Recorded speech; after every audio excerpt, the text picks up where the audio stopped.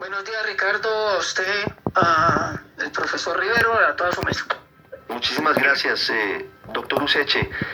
¿Quién fue su madre? ¿Qué papel jugó su madre, doña Clemencia García de Useche, juez de la República, en la investigación por el holocausto del Palacio de Justicia? Bueno, Ricardo, mi madre fue una mujer valiente, humilde, ya que el padre habló hoy de la humildad. Una juez de pueblo, como decía ella, que por su carrera y por su trayectoria llegó a ocupar algunos puestos en la rama judicial a la que se debía, por la que trabajó más de 30 años. Y en esos ires y venires, dentro de la entonces justicia regional, justicia sin rostro, se le asigna la honrosa labor de fallar como juez el caso de la toma del Palacio de Justicia. En ese año cursaba 1991-92 y ella le pide a su entonces jefe, el doctor Niño, con quien yo después trabajé como profesor en la Universidad de La Sabana, en mi cátedra de política criminal, que la deje ir a la casa a estudiar ese proceso, que la deje ir por unos meses a trabajar desde la casa. Y ella se lleva... Doctor Useche, perdóneme, específicamente, Sí. ¿De qué trataba ese proceso? ¿Cuál era ese proceso? Ese proceso es el famoso proceso 4119, que venía de ser calificado por el entonces juzgado 30 de instrucción criminal y que había sido detenido por el inicio del proceso de paz, recuerde usted, en el año 91, y en ese mismo momento, no sé, porque mi Dios lo decidió así, a ella le asignan ese proceso, ella se va para la casa y se lleva el expediente del Palacio de Justicia para la casa, expediente que sí existe, que tiene más de 150 cuadernos, que estuvo en mi apartamento por varios meses, y ella se dedica por varios meses a estudiar el caso del Palacio de Justicia. Ricardo, se leyó desde la página 1 hasta el último cuaderno y el último video y la última grabación de radio de cassette que existe en ese proceso. Eso lo hizo mi madre. Y fue así como en mayo de 1992 profiere una decisión que no es un fallo, es una variación de la calificación jurídica provisional que en ese momento aplicaba el artículo 501 del Código de Procedimiento Penal, en donde decide que, apegada al derecho de gentes, en aplicación del derecho internacional y apegada a la misma norma de indulto de la ley 77 del año 92, del año 89, perdón, en donde excluía la posibilidad de indultar los actos de terrorismo, homicidio de civiles en condiciones de inferioridad y actos de ferocidad y barbarie, decide variar la calificación jurídica y ordena la detención, la captura de la entonces cúpula del M-19, en donde por supuesto figuraba nuestro actual presidente de la República. ¿Qué pasó con esa variación, con esa decisión de su madre, de la juez Clemencia García de Useche? ¿Qué causó? Ella estamos en medio del proceso de paz con el M-19. Yo recuerdo mucho en mi colegio fue trágicamente vinculado a todos estos hechos. Yo estoy en el claustro moderno. Y a mí me busca uno de el rector, no sé, me dice que si yo estoy bien. Yo no entendía. Ese día que sale esa decisión en mayo, yo no entendía de qué me hablaba. Y después, muchos años después, vine a entender la, digamos, magnitud de esa decisión en medio del proceso de paz. Es el titular en todos los medios, años el proceso de paz con el M-19 lo terminó la enemiga de la paz, Clemencia García de Useche. Ella lo que hizo en la práctica, doctor Useche, fue revocar el indulto para la cúpula del M-19 por los crímenes, digamos, de guerra y de lesa humanidad, terrorismo, homicidio, ¿y el tercero? Sí, mire, técnicamente no revocó el indulto, ella no revocó ningún indulto. Ella lo que hizo fue respetar el indulto en su decisión, porque ella no se pronuncia, y así lo dice en su providencia de 22 páginas, sobre los hechos que fueron objeto de indulto. Y ella lo que encuentra es que a partir de la misma ley de indulto no podían quedar cobijados por él mismo los hechos de terrorismo, asesinato de civiles en condiciones de inferioridad y actos de ferocidad y barbarie, dentro del cual enmarcó el tema tan controversial como ha sido el del incendio. Entonces ella varía la calificación jurídica, profiere la acusación por estos delitos que no podían ser objeto de indulto porque, como bien lo dice la providencia, el gobierno no podía indultar lo no indultable, ¿no es cierto? Y ordena la captura inmediata de la cúpula del entonces M-19. Sí, y recuerdo que vino una profunda controversia política, vino una decisión que fue al Congreso, se aprobó un reindulto, lo presenta el gobierno de la época, lo promueve el entonces senador Álvaro Uribe Vélez y se subsana, creo recordar, eso que ocurría en torno al fallo o esta decisión de la juez Clemencia García de Useche, que era su madre. Abogado, ¿qué vino después? A la doctora García de Useche empiezan a denunciarla posteriormente una vez queda esto subsanado. Esta mañana cuando Dalila, su periodista, me contactó, hice un recuento y busqué documentación, mucha documentación que tengo de este tema del Palacio de Justicia. Y como dice un amigo mío muy cercano, esto no es una coincidencia, sino una diosidencia. Encuentro en el listado de las personas que aparecen como personas que debían ser cobijadas por el indulto, que era un tema híbrido entre indulto con cesación de procedimiento, que eso pues nunca se ha entendido bien. Porque los indultos se pasaban unos listados por el Ministerio de Justicia al Tribunal de Bogotá, quien profería unos autos de cesación de procedimiento. Esto es muy importante. Y esos listados me puse a mirarlos esta mañana, no sé por qué, y encuentro el nombre de Marta Lucía Zamora. Yo no sé si sea un homónimo, debería rectificarlo, pero ahí está, en el listado. Lo cierto es que sí está. Y eso me aclara muchas cosas de las que vinieron después para mi madre y para la familia.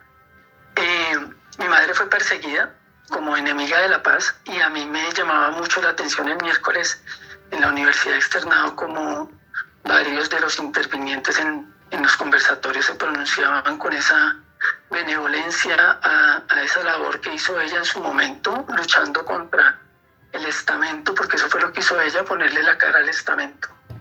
Y ser perseguida, eso le costó ser detenida en las casas fiscales de La Picota. Yo me encontraba adelantando estudios en Londres, en Inglaterra, y fue muy doloroso. ¿Fue detenida por la decisión que tomó al final frente al M-19? Fue muy doloroso porque ella fue perseguida. Mira, ella la tenían que detener como fuera. ¿Y quién la persiguió?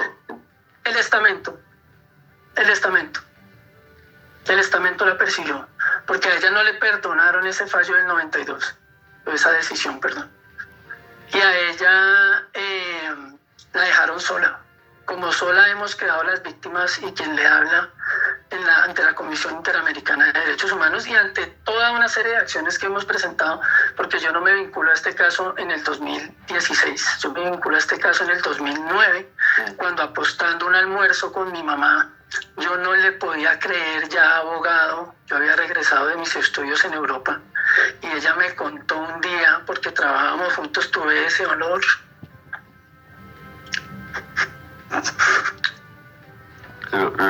entiendo plenamente, doctor Useche. Y me dijo que cuando ella había proferido esa decisión habían cambiado la ley en unos pocos meses, y yo me atreví a decirle que eso era mentira porque una ley no se podía cambiar en tan poco tiempo, porque yo era abogado y yo sabía que era eso, y me mandó a estudiar en los anales del Congreso y a traerle los antecedentes a la oficina. Y encontré que el ponente ha sido Álvaro Uribe Vélez, con sorpresa para ese momento. Y me dijo que yo no le podía decir a ella mentirosa y que le dé un almuerzo. A raíz de ahí me vinculo con el caso del Palacio de Justicia y me manda como castigo a ir a ubicar el proceso y a traerle una copia de los autos de cesación de procedimiento que materializaban los indultos. Y hacen una llamada a un secretario del tribunal de Bogotá y le dice que por favor me permita tener acceso al expediente, que yo voy a traerle unas copias de unos autos de cesación de procedimiento. Yo fui, y cuando llego al tribunal de Bogotá me encuentro en otra diosidencia, citando nuevamente a mi amigo, que había un proyecto en la última hoja donde, sin firmar, donde se declaraba la prescripción de los hechos del Palacio de Justicia en el Juzgado Segundo Penal Especializado. Yo me sorprendo y me devuelvo con la tarea pena que me había impuesto mi madre de buscarle algunos autos de cesación de procedimiento, y le digo: mamá, van a prescribir el caso del Palacio de Justicia. Y mi mamá, muy molesta, me dice que hagan lo que tengan que hacer, y yo le digo que nosotros no podemos permitir que eso pase, y me dice que no se me ocurra meterme en eso, y yo, un poco necio, Terco. le llevo la contraria, terco, y viene toda una historia porque me conozco con una persona que nadie le ha dado valor en todos estos hechos, ya que a partir de este año veo que se le da valor a estas decisiones que algunos colombianos hemos tomado de luchar por esta causa, y es el señor Raúl Alfonso Talero. Raúl Alfonso Talero aparece en mi oficina. ¿Él es hijo del capitán Talero? Sí, que se van a prescribir los hechos del Palacio de Justicia, que necesitamos un poder para que se pueda actuar en ese proceso. El poder se lo da a mi padre, Guillermo Useche, y efectivamente el proceso se salva porque el juez no había cancelado las órdenes de captura de los guerrilleros muertos. Ahí se salva ese proceso, porque eso daba un plazo para donde un abogado, recuerdo mucho, de defensor de los guerrilleros muertos, solicita que se cancelen sus órdenes de captura. Eso abre un plazo y eso abre un término para que ya una víctima, donde se vincula a Raúl Alfonso Talero, que es el hermano del capitán Talero. El hermano del capitán Talero, que era el comandante del COES. Y después se vincula a Fabiola Hernández, que es la viuda de Libardo Durán, y también se vincula a la familia Benítez, Sandra Elizabeth Benítez, Leonardo Benítez y Manuel Fernando Benítez. Doctor Useche. Se vinculan para que, discúlpeme, termino con esto, presentáramos en ese momento, con un equipo jurídico, con mi padre, un recurso de apelación en el año diciembre del 2009, si la memoria no me falla, donde solicitábamos que no solo se revocara esa prescripción que ese juez pretendía declarar, muy coincidente con una carta del entonces senador Gustavo Petro, donde preguntaba por el estado del proceso, porque se venía una campaña que se llamaba Petro Alcaldía, y coincidencialmente sale esta decisión. Es apelada por nosotros, y posteriormente, en una decisión del 2010 del Tribunal Superior de Bogotá, el Tribunal Superior de Bogotá declara que los hechos de la toma del Palacio de Justicia son crímenes de lesa humanidad, y por lo mismo imprescriptibles. Sí, doctor Useche. Cuénteme. Saltemos al 2016 y quisiera que nos contara muy brevemente, Ricardo, la historia, cómo es la historia muy brevemente de la solicitud ante el sistema interamericano para que se revoque la amnistía y el indulto de M-19. sí. Permítame hacer antes una precisión. En ese mismo diciembre del 2009 sale el informe de la Comisión de la Verdad, que estaba compuesta por el doctor Jorge Aníbal Gómez, por José Roberto Herrera y por el doctor Nilson Pinilla. Y en ese informe de la Comisión de la Verdad manifiestan, muy coincidente con la decisión de prescripción, que el incendio había sido ocasionado por el Ejército de Colombia. Mi madre trabajó muy puntualmente el fenómeno del incendio o el delito o el crimen de lesa humanidad del incendio. Y nosotros el 4 de diciembre del 2009, Ricardo, me siento con mi madre a redactar una carta a la Comisión de la Verdad solicitándole que corrija en honor a la historia del país, dice mi mamá, porque ella es la que lo escribe. Yo simplemente me senté, como siempre hacía, al lado de su escritorio a acompañarla. ¿Para qué? Le voy a leer un pedazo. Dice así: ya a mis 60 años no podría morir con la conciencia tranquila al haberme quedado callada, sabiendo que se está incurriendo en hierro histórico imperdonable al dejar para la historia del país una imprecisión de tal magnitud y absolver históricamente a los terroristas de un acto de barbarie que sí cometieron sin la más mínima consideración para con los injustos e indefensos rehenes. Y era que corrigieran que efectivamente el incendio lo había iniciado el M-19, y le adjuntamos un video de la televisión española donde en el minuto 23 se advierte una gran humareda desde el edificio del Palacio de Justicia. Y pues la verdad es que sí me causó mucha inquietud el miércoles que estuve en el externado de Colombia escuchar a mi profesora, Ángela María Buitrago, porque tengo el mayor de los respetos, decir que eso era una pequeña humareda. No lo fue. Doctor Ángela María, su alumno, con todo el respeto del mundo, se lo refuta con el video de la televisión española en el minuto 23, donde no es una simple humareda, es un incendio que los guerrilleros del M-19, todos sabemos por qué. Ya mi compañero de colegio, Mauricio Gaona, lo ha explicado con suficiencia, cómo existe un nexo entre el cartel de Medellín y el M-19 para quemar los archivos. Sí. Debido a... Doctor Useche, sí. ¿Gustavo Petro, el presidente de Colombia, fue beneficiario de ese indulto y de esa amnistía? Sí, señor. Sí, señor. Y tengo el auto de cesación de procedimiento. Sí. ¿Y cuál es la solicitud que usted hace ante la CIDH en 2016? Muy concretamente, es que tengo que ir al Palacio de Justicia porque a esta hora están comenzando los homenajes. Sí. En el 2016, y aquí hay mucha historia para contar. Lástima que el tiempo al parecer no nos va a dar. Tenemos más espacio.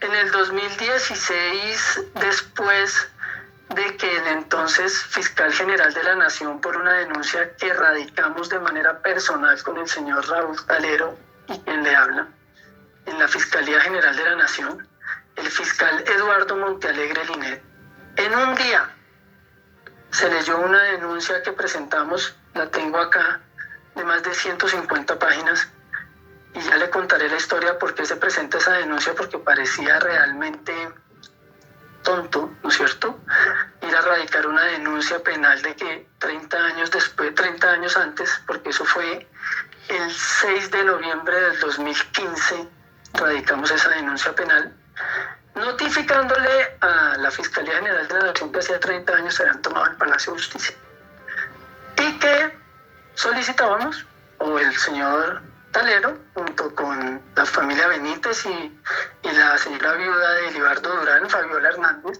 solicitábamos que se abriera un proceso para que se estudiara,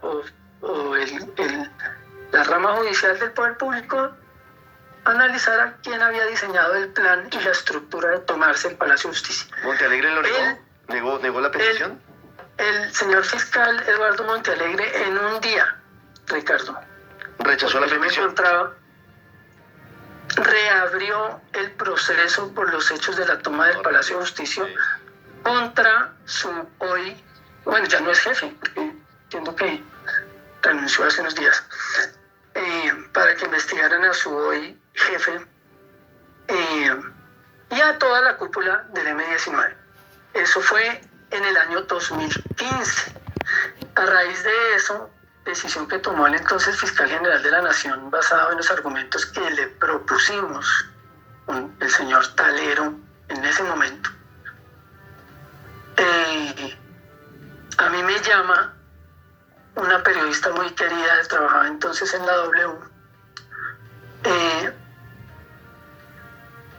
y me dice: Carlos Felipe, ¿quién está detrás de usted? Y yo le digo: ¿por qué? Me dice: porque usted en un día hizo que el fiscal general reabriera la investigación de los hechos del Palacio de Justicia. Le dije: detrás de mí está la verdad y mi mamá, Clemencia del Frecho. Y entonces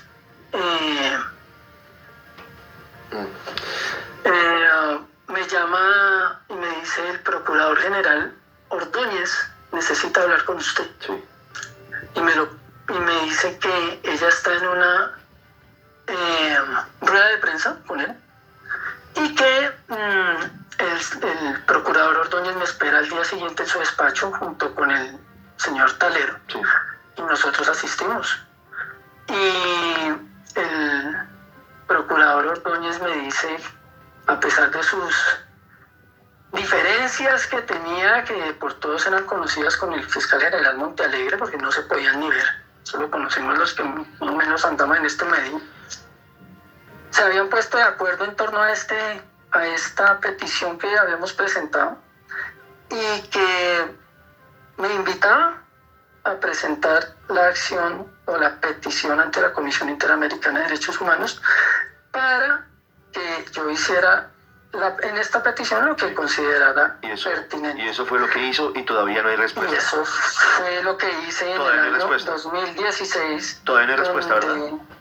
No hay respuesta. Contestó el Estado colombiano, sí, y revolcando esta mañana todo, sí, mi archivo del Palacio de Justicia. ¿El Estado colombiano se declaró en contra de esa posibilidad? En el año 2021. O sea, en el gobierno de Iván Duque. En el gobierno de Iván Duque, y aquí tengo el auto. ¿Quién lo firma? Es notificada, espérese un momentico, es notificada la señora Marta Lucía Ramírez como vicepresidenta de la República y ministra de Relaciones Exteriores de Colombia, sí, para que se conteste la petición que ya había sido admitida en la CIDH. Esto tiene fecha 21 de junio del 2021 de la Comisión Interamericana de Derechos Humanos. Y, oh sorpresa, porque lo comenté entonces con el asesor de presidencia, Rafael Guarín, que hubiese sido un momento histórico para que el país hubiera hecho un pronunciamiento moral. 9:39 minutos. Para defender, sí, los hechos del Palacio de Justicia y lo que recibieron las víctimas y lo que recibió este abogado y lo que recibió la justicia de Colombia fue una respuesta del presidente Duque a través de la Agencia de Defensa Jurídica del Estado negando que el Estado hubiese obrado mal y la justicia colombiana hubiera obrado mal en los hechos de la toma del Palacio de Justicia. Sí, al final ahí hay una discusión jurídica. Doctor Useche, le agradezco mucho. Podríamos quedarnos hablando mucho más tiempo, pero se nos agota el espacio. Seguramente sí, Ricardo, y quiero, traté de hacer un estudio riguroso de qué ha pasado acá. Claro, y volveremos a hablar. Especialmente por estar en la mesa con mi otrora profesor Riveros. Muy bien, muchas gracias. Del consultorio jurídico allá en el externado, por eso mi rigurosidad en las palabras. Gracias, doctor Useche, que esté muy bien. 9:40 minutos, comienzan los homenajes a esta hora en el Palacio de Justicia.